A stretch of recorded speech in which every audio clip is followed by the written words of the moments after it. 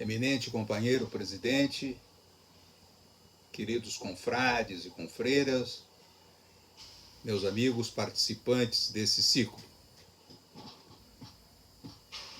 No campo da contribuição das artes para a cultura, podemos iniciar dizendo que o vocábulo latino ars artes oferece vários vieses semânticos que se traduziram nas línguas neolatinas. Do sentido de ars, como habilidade, ofício, derivou um significado técnico, a ação do homem, o homo faber, sobre as coisas, dando-lhes determinada utilidade. Daí, artífice, artesão. Já a partir da acepção latina de ardil, originaram-se as palavras artimanha, arteiro, esse menino faz muitas artes. Interessa-nos a significação estética, como fenômeno de fundo emocional, com o seu aspecto individual, intrínseco ao artista, mas também o social, em razão da vinculação com a coletividade, cuja sensibilidade a obra de arte reflete, ao mesmo tempo que sobre a comunidade influi, impactando seus sentimentos. É uma forma de linguagem e, por isso, empregando vários meios de comunicação, diferentes mídias e materiais. Considerando que arte, técnica e ciência e tecnologia se conjugam para a produção dos bens artísticos, foram agregando-se outras áreas, como a fotografia, as artes audiovisuais, tal como o cinema, a televisão, o vídeo, a arte digital, a propaganda, o design, o paisagismo. Além disso, a arte passou a compor outros conjuntos de atuação, no que é exemplo a arte-terapia, que se serve de modalidades artísticas com o objetivo de trazer bem-estar às pessoas, valendo-se da expressão dos sentimentos, das emoções que as obras transmitem. E não nos esqueçamos da discutida arte engajada, a arte de contestação, o teatro militante, como instrumentalização política da arte. A cultura diz respeito às características, às condutas, à atividade dos componentes de um grupo social, coletiva e individualmente, assim como os produtos dessa atividade. Abrigam um conjunto de bens e de valores éticos, religiosos, jurídicos, artísticos, usos e costumes. Esses produtos resultam do esforço humano, de modo que aquilo que não é produto da natureza é produto cultural, sendo que ao lado da cultura material, criação de coisas concretas, os bens culturais materiais, há a cultura imaterial, que abarca os produtos espiritualmente elaborados, os quais não são divorciados e sim integrativos da atividade humana. Todo esse conjunto é formado por elementos decorrentes de processos endógenos e exógenos. A arte e suas produções compõem assim a cultura de um povo e, por isso, são elementos fundamentais da identidade coletiva, sem desprezo da contribuição inovadora do artista.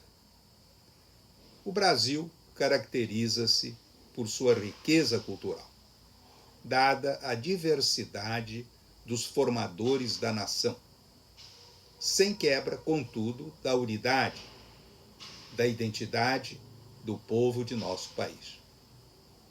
A Constituição Brasileira de 88 reserva à cultura um capítulo inteiro, no qual assegura a todos os direitos culturais, compreendendo o acesso às fontes da cultura nacional, o incentivo, a valorização e a difusão das manifestações e dos bens culturais. A Carta Política Nacional impõe ao poder público a obrigação de proteger as culturas populares, indígenas, afro-brasileiras e de outros grupos participantes do processo civilizatório nacional.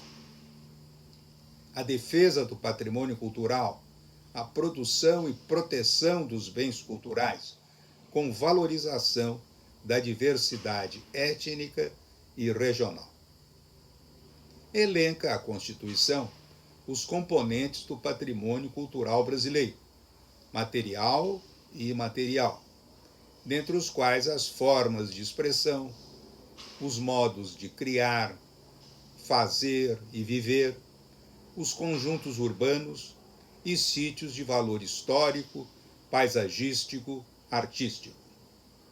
Por outro lado, é direito fundamental, constitucionalmente assegurado, a liberdade de expressão da atividade intelectual e artística. Outro sim, no capítulo sobre a comunicação social, a Constituição obriga as emissoras de rádio e televisão o atendimento em sua produção e programação a princípios, dentre os quais o da preferência a finalidades educativas, artísticas e culturais, a promoção da cultura nacional e regional e a regionalização da produção cultural e artística. É triste, portanto, constatar-se o descaso governamental com a ciência, a cultura.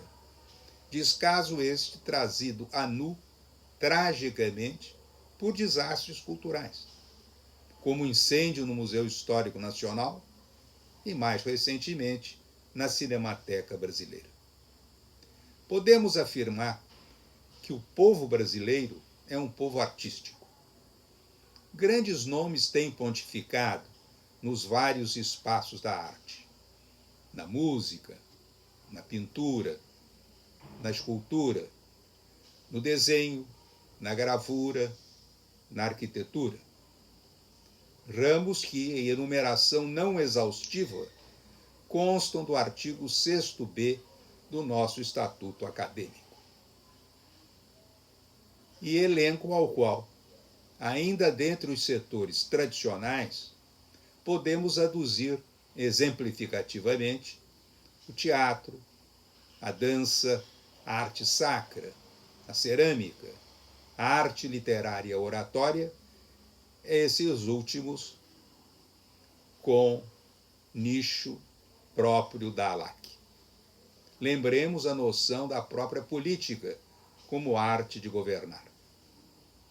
Valendo-se da inata sensibilidade musical brasileira, a arte oferece-se como inestimável instrumento educativo. E, desse modo, do enriquecimento cultural, mediante o aguçamento dessa sensibilidade e a ampliação do horizonte do conhecimento.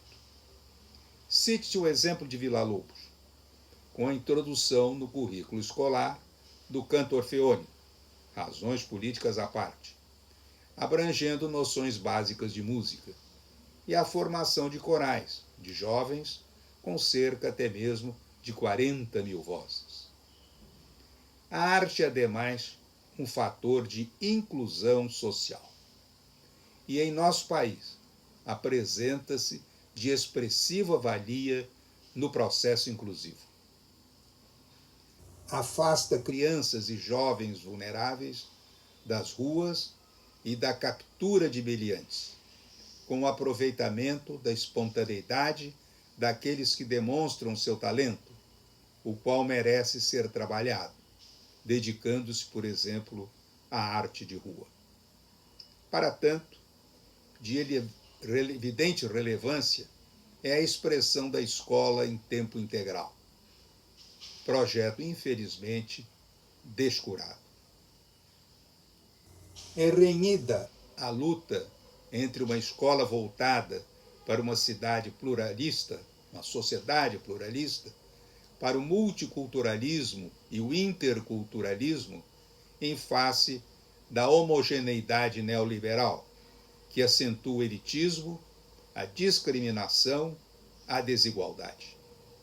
Com efeito, tem se ressaltado a condição de marginalização da cultura popular, o que trai a visão da vida cotidiana como insignificante, pois o popular não teria legitimação acadêmica e alto prestígio social. Mas, em contrário, a arte popular tem efetivamente destaque na cultura brasileira, em razão da riqueza de suas manifestações e a variedade própria, étnica, de cada região do país, podendo ser citados o artesanato em barro, linha e tecido, as danças e folguedos religiosos, regionais, as expressões do folclore. Exaltando sempre as grandes figuras brasileiras no campo da música erudita, não podemos ignorar, porém, a pujança da nossa música popular, com seus vários gêneros e ritmos, alguns eminentemente nacionais, como o choro e o frevo, ao lado das manifestações oriundas de outras fontes, mas aqui aculturadas, do que se originou, por exemplo, o proeminente samba. E, contemporaneamente, o pop, o funk, o reggae, estilos, gêneros afro-americanos. Não obstante reconhecer-se o valor dos fatores culturais exógenos, desde que enriquecedores, impende, de acordo com o mandamento constitucional, defender a cultura nacional em face do risco, cada vez mais presente, de um verdadeiro esmagamento seu, pela agressiva hegemonia estrangeira em atendimento a interesses políticos e com base no capitalismo voraz. A afirmação da brasilidade expressou-se por iniciativas como a Semana de Arte Moderna de 22, o movimento antropofágico. Pontue-se, finalmente, que o artista, ao mesmo tempo que acompanha a evolução da sociedade, na mesma influencia. Por isso, encerraremos com palavras do Papa Francisco, figurantes em seu trabalho La Mia Idea de Arte. Ao falar da arte dos descartados, afirma que a arte não deve excluir nada e ninguém. Prossegue: não devemos ter medo de encontrar e utilizar novos símbolos, novas formas de arte, novas linguagens. Ressalta: os museus devem acolher as novas formas de arte. Devem escancarar as portas às pessoas de todo o mundo, ser um instrumento de diálogo entre as culturas e as religiões, um instrumento de paz. Serem vivos, não poerentas recolhas do passado, apenas para os eleitos e os sábios, mas uma realidade vital que saiba proteger esse passado para o contar aos homens de hoje, a começar pelos mais humildes. E conclui: infelizmente hoje, em nosso mundo inquieto, dilacerado e desfigurado por egoísmos e lógicas de poder, a arte representa, talvez mais do que no passado, uma necessidade universal, enquanto fonte de harmonia e paz.